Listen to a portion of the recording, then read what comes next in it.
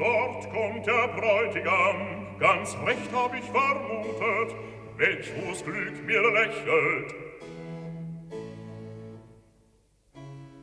Allzu stolzer, undankbarer, so verschmähst du meine Treue.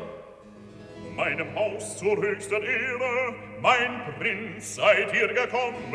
Ach, du bist mein Vater. Romilda, geh nicht fort jetzt. Ariodates, was heißt das? Dass ich euch gebe zur Gattin, Romilda, meine Tochter, wie mir's der König befahl. Xerxes befahl das? Ja, mir selber. Das hab ich. Ihr seid gekommen, zur Gattin sie zu nehmen. Das nur ersehn ich. Wie bin ich glücklich, ihr Götter. Romilda, stimmt ihr zu? Ja, mein Vater und mein Herr. Zusammenschließt die Hände.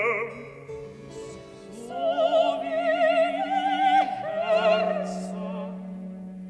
Kommt nun mit mir zu Xerxes, ihm zu danken für diese Schicksalswende.